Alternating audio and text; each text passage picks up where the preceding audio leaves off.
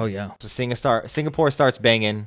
It continues. Clap hands, dude. Clap hands. Now it slows it down. down. Now what I noticed, there's something now I'm gonna call it the Tom Waits cadence. I looked it up, because I didn't know if there was like a I don't know, a word for it or whatever. I don't know what the music theory jargon was, but there's something I noticed. He does in a minor key song. At least it feels like the minor key, and I think this clap hands is in B. So it does he usually does this thing where he'd do like a minor key, and then he'll do this major 6, and then to the 5, and then back to the 1. And it's kind of melancholy. There's a lot of things about that, but to me it's very interesting. It's the one thing across the entire album and across all of Tom Waits' album that I can say this is what makes Tom Waits Tom Waits. It's this progression that keeps going back to. You hear it in a whole bunch of different songs, but a couple on this album. But Clap Hands was the first one I noticed, and that was pretty interesting to me because it's something that my ear immediately latches onto. Like, that's a strange chord progression, but it sounds very it makes you want to listen. It's dissonant enough to keep you interested, but yeah, it's one of those ones you can't really put words. I don't like to put like weird words like crunchy or milky or like, you know what I mean, because it doesn't really mean anything. But just as far as a cadence, it just sounds really cool to me.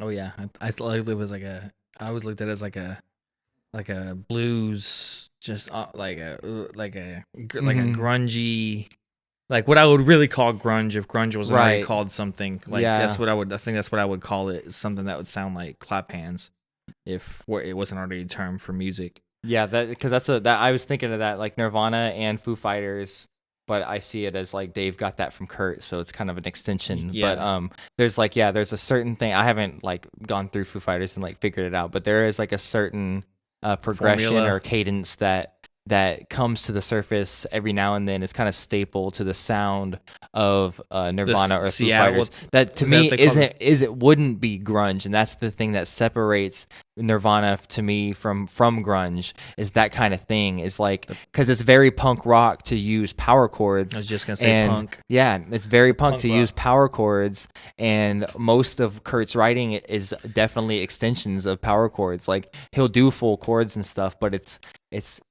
all extensions of, oh, this chord sounds good to this chord, and then it sounds like extends them after that. Maybe I don't know how he writes or whatever, but just to me that's what it sounds like. He grew up on MDC, but yeah, he grew up on so it only makes sense. And most of the songs are power chords. You Smell Like Teen Spirit, just fucking power chords. Doesn't matter what you play, just play it fast. Yeah, exactly. So power chords, all of them sound good together. You can make any power chord sound good next to any power chord, and that's one of the things I learned from, not just from Kurt, but from like Against Me and the shit, like a whole bunch of the artists that are punk influenced, that our power chords are a perfect Jawbreaker. Duh, I'm stupid, of course. But anyway, punk kind of taught me that power chords are a perfect way to learn how to string different ideas together as far as chord progressions, because you can start with a power chord and then add more harmonies on top and make it a more complex. But you can start with just those two basic notes.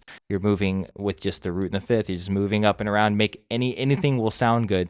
And then if you extend it after that, whatever notes extra sound good to you after that, they sound fucking awesome. And yeah, I don't know how we got off on that from Tom Waits, but he just gets my gears turning on music in that way, and using his own type of cadence. Clap Hands, man. We're just on the second track. Yeah, Clap Hands is one of the greatest. It's probably one of my favorite songs on the album. I fucking love. So Clap Hands. That's why we spent so long on that one. Yeah. So yeah, let's cut it. Number 3. And hold on, wait, Mark Ribbitt's solo on Clap Hands. It's solo. We got 30 minutes alone just on the solo. Hold on a second. Now this is another example.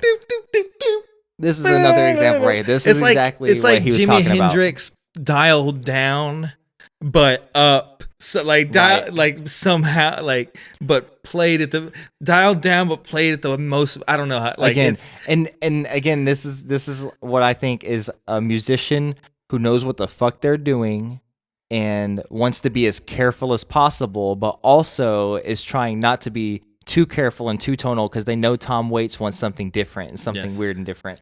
And this being his first album with Tom Waits, to me, I feel like if this was the 5th album with Tom Waits and he did this solo, it'd be completely different because he'd be more comfortable and by trying everything. But I'm glad it wasn't. Yes. Because in this instance, it's fucking amazing. It's less is more. Barely there. It's less is more.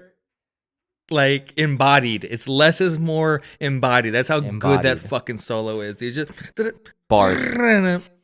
It's like, you want guitar? It's there. Oh, now okay, there it is. Oh. It's like so not there that when you feel it, oh, there it is. There. Let me just pierce your ears real quick. Oh, let me get that other ear.